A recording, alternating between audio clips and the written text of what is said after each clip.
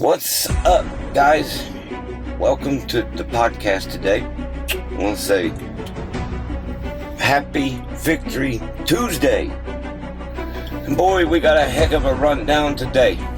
Man, it feels good to be back talking Dallas Cowboy football.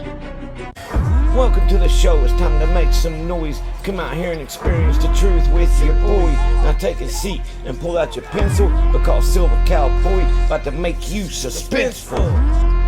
Let's get to the rundown, baby. Number one, do the Cowboys have a Dak Prescott problem? Now, before you say no, you're going to hear what I got to say, okay? Number two, should the Cowboys pursue a veteran defensive back? Okay, and now number three, the Cowboys' rushing attack, or lack thereof. Like I said, I don't know if it's a confidence problem. I don't know if it's a skill problem. I don't know what's causing it, to be honest. But I do know that the man is not standing confident and tall and strong as he's trying to deliver the football. And, it started last year. Just, with the symptoms coming on of the interceptions and the mistakes, the misreads, yada, yada, yada, right? Well, here we are into this year. We got rid of what we thought was the problem, which Kellen Moore don't know how to call a game. And I think that was on full display again last night, because he is the OC for the Chargers now. But, so during the bye week, Dak needs to stay in Dallas and get back to the training facility and learn how to deliver a damn strike, man. Because you got Brandon Cooks out there too, right? Who is one of the best run after catch guys in the league.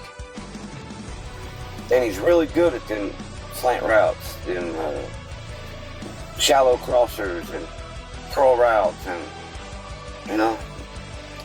those are his cup of tea. So Dak Prescott needs to get his edginess back. I think, where he's been struggling, the defense and the rest of the team want to have his back, but they're growing frustrated. And I can see it all over their body language last night in the first half. I can see it in their eyeballs. They look tired. They look fed up. Micah Parsons really told me a lot with his eyes last night, man. And remember too, like I said, this is coming from a former athlete myself. And I know what is going through a football player's mindset. So, there you go. Don't get me wrong, publicly the team will continue to support Dak. But they need to have a players-only meeting and figure out what's going on here. As we want to transition from that subject now. Overall, I think we're going to be okay on the trenches.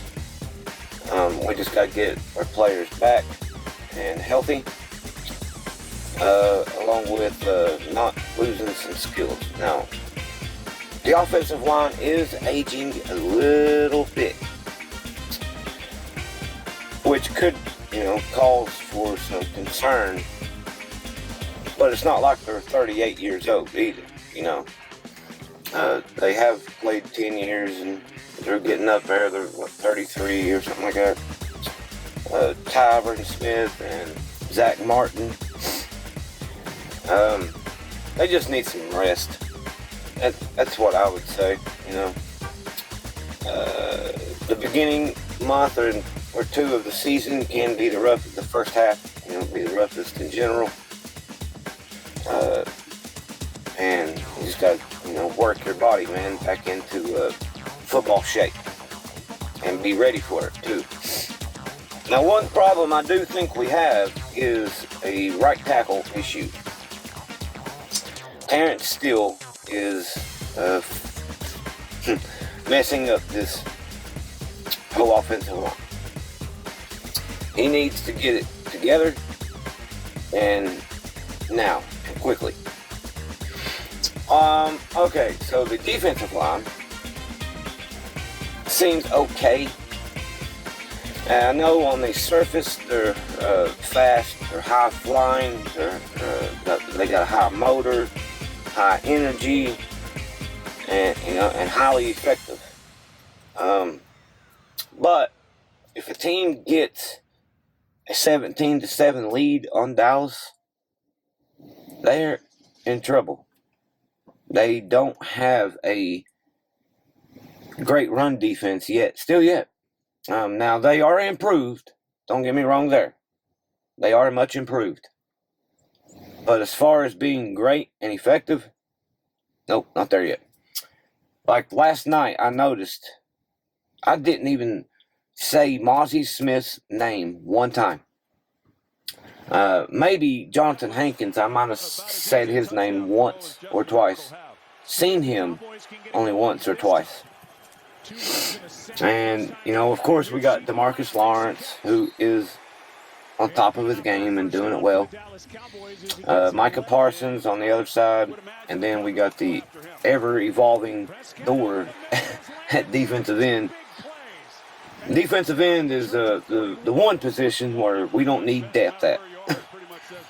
With Armstrong and Sam Williams and so on and so on there. So I think we're good on D-line. They just got to get a little bit more focused on how to stay disciplined. Okay? 14 flags are going to beat you. Now, I know some of them are iffy. Okay? Referees just look like they're making stuff up. But not all of them. From the top, right off the rip, this is an issue, if you ask me.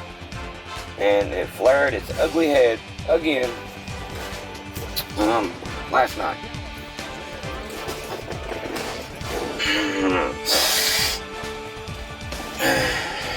Our quarterback problem, man. Yep. We have a quarterback problem, and I don't like it. I swear to God, it's like Prescott is even worse this year than what he was last year. Yep, I said it.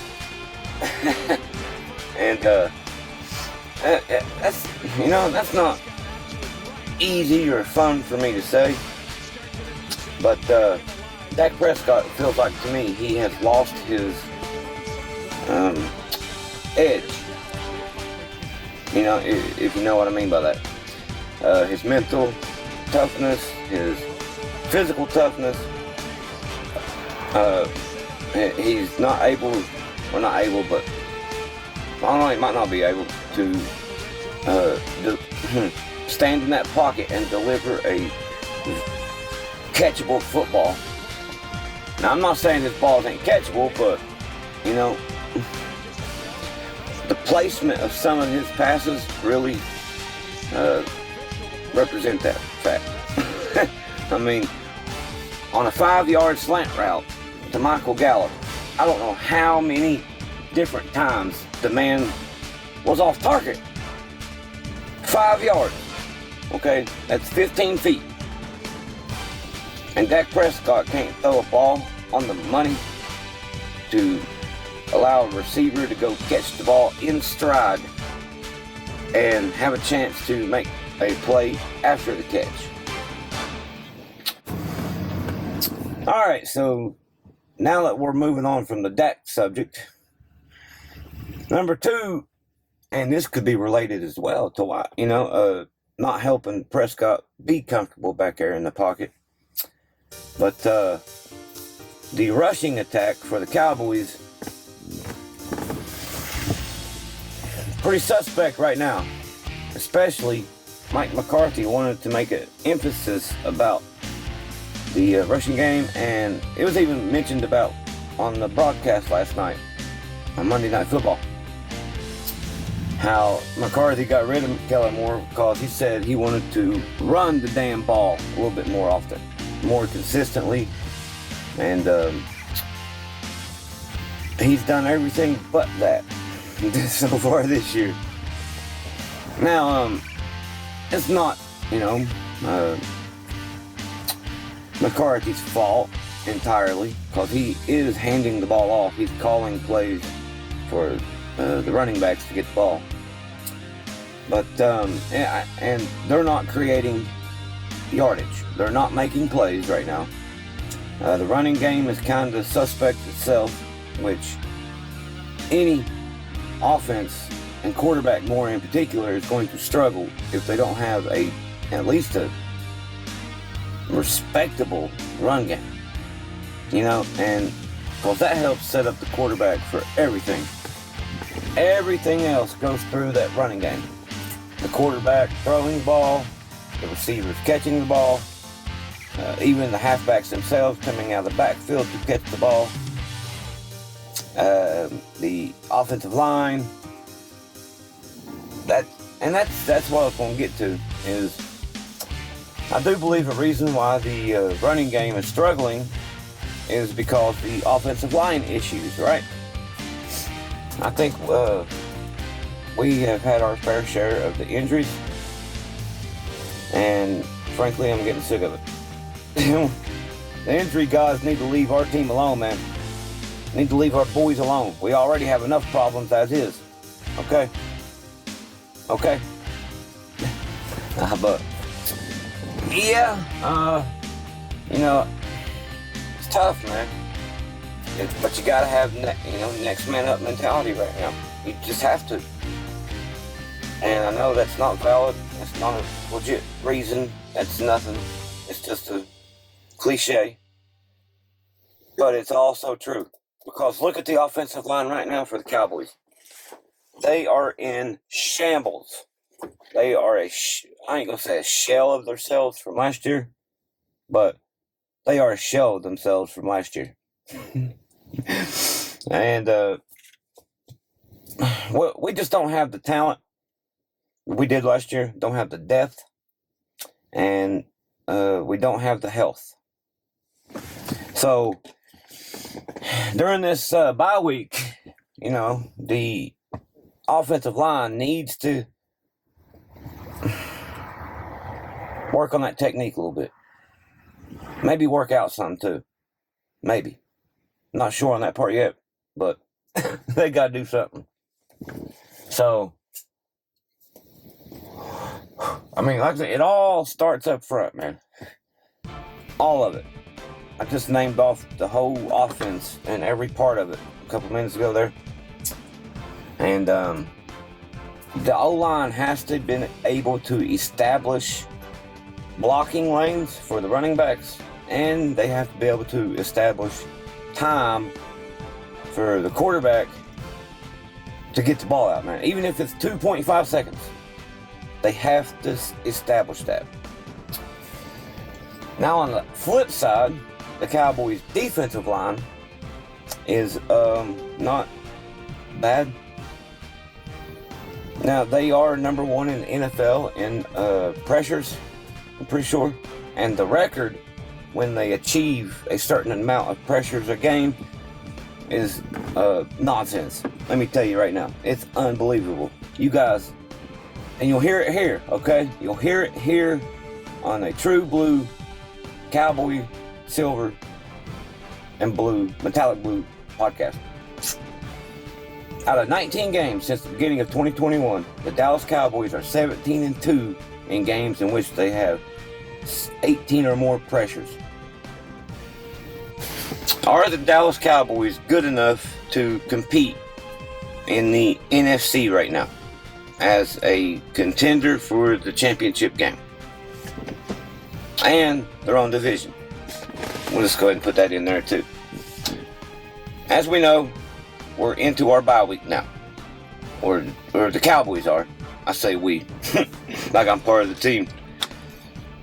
Self-evaluation. But we're going to evaluate what's up, how we're doing, and trends for how we're going to do in the future. Alright.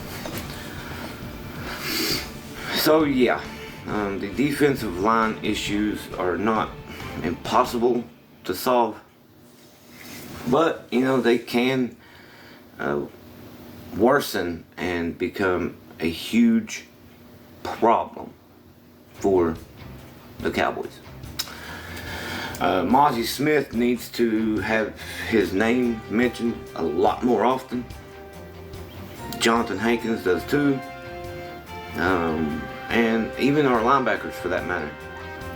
Now, I know LVE was out last night with a sprained neck, but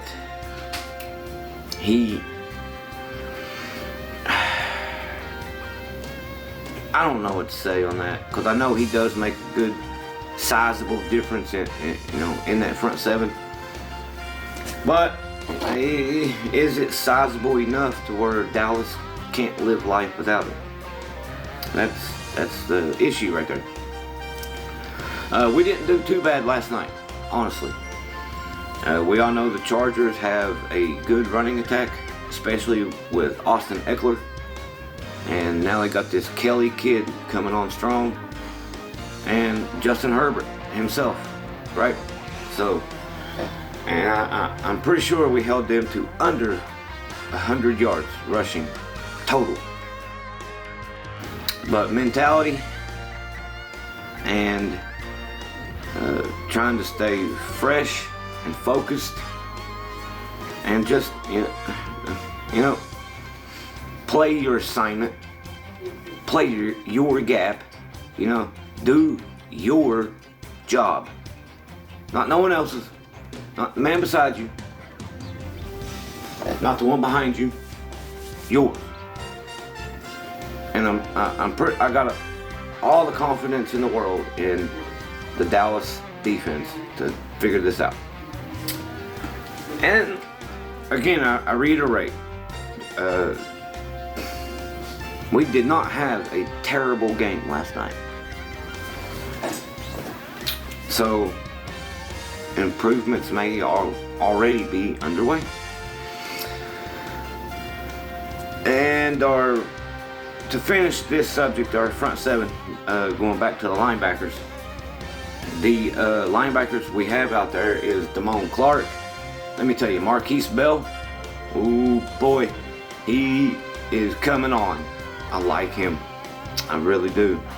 And then we also have a rookie that we drafted in the second round that ain't even seen the field yet. Overshown, I think that's how you say his name. So he tore his ACL in training camp. And of course LVE and Damone Clark. Let's see, Marquise Bell. Okay, Overshown, Micah Parsons technically, but we all know he's defensive end. I'm trying to think. There's another one that I'm missing. I think. I'm not sure. Well, it'll come to me after the podcast, right? when it's not needed. But anyway, them guys just need reps. They're great on energy and focus, and they're actually not the ones causing the penalties, believe it or not. Most of the time. Okay, so now on to the main event. Number 5. On the 5 big things on Victory Tuesday, baby. So, I want to say, is the Dallas Cowboys really, actually, factually good enough to compete in the NFC, especially for the NFC Championship game?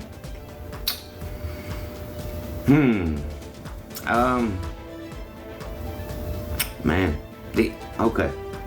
I'm going to try to use a couple different methods here. I won't hold you too much longer. This is our last subject, okay, guys? But come on now. You know this is fun. Embrace, debate, join, and conversate. Are the Dallas Cowboys good enough to win or even / compete for the NFC Championship game? So, an eyeball test will tell me yes. Yes, they are. Really. I mean, there you go. They are effective to an extent, we'll say that, okay? The Cowboys, God, it's head scratching, man. Cause even going back to earlier this season, you know, like when things were going well, the Cowboys were 2-0, flying high, man, and going in against the lowly Cardinals, who didn't even have their starting quarterback or starting wide receiver from last season. From last season's last game to game 3 when Dallas played them, Kyler Murray was out, DeAndre Hopkins is gone, and Dallas still found a way to lose that game. Badly. And that's not even the icing on the cake. That's the cake itself right there. The icing on the cake is the 49ers game. That scares me, really. I don't get it, man, because Dallas is not a bad team. Now, they have bad circumstances and situations, like a physicality problem. If Dallas, and really, that could be why they're struggling to run the ball as well, you know, to establish a rushing attack, is their physicality or lack thereof. But you notice the Cowboys are not a highly physical team, like the Niners, who just took us to the woodshed, man. The Eagles are physical. Now that's not their whole identity, but they can be physical and can be tough and mean and all that. Dallas can be physical, but usually they're not. They're a speed first team. You know, that old expression, you know, speed kills. Let's see, strength punishes, but speed kills. Well, Dallas does have some strength. You know, they got some big, long, strong guys. You know, Jaron Curse and LVE and you know, Micah Park. So with Micah, like I said, he's big, strong, but his main skill is probably his speed, right? If you disagree, let me know. But who can? Because he's known as a very good speed rusher. And that's the case with a lot of the Cowboys. But, you know, you have your anomalies there. Like I said, hell, even Trayvon Diggs is he's like a hybrid, I guess. He is. But the Cowboys are based on speed, finesse, you know, trying to get away or get to you in the fastest way possible. And that's especially their offense. I mean, just look at the way they're built. The Brandon Cooks, you know, the CD Lamb, right? Even though he's getting bigger and stronger by the year. And Michael Gallup, who is known for his superior freakish catches, but his speed to get to the football too, you know. Tony Pollard's a speed guy, you know. Now the Cowboys' offensive line is brawlers, and half of their defensive line. But can they match up with Philly and or San Fran? And those are the two main ones, because we both know that they're going to be they're in there. They'll be vying for, you know, a championship spot in the game, and if not, both of them. And you know, I'm trying to think of some other teams here, like the Packers. They might be a factor. I'm not sure. The Giants. Trying to go through maybe the Seahawks. No. Who else you got out there? The Rams. Now the Rams are tricky. The Rams are hard to put my finger on them, you know, and they've always been known as a gimmicky team, for lack of a better word. I'm not using that as an insult, okay, Rams fans, but that's Sean, McVay's specialty, you know, is eye candy and using the players to run around you and by you, you know. So they could be a problem. And then you got the South, which has the Buccaneers, who are surprising. Panthers, Falcons, Saints. None of them are probably serious contenders. And also, you know, there you go. Got a possible Seattle Seahawks team who has got some strength there and physicality. It's the physical teams that worry me about the Cowboys. For some reason, we can't beat Kyle Shanahan's 49ers, bro.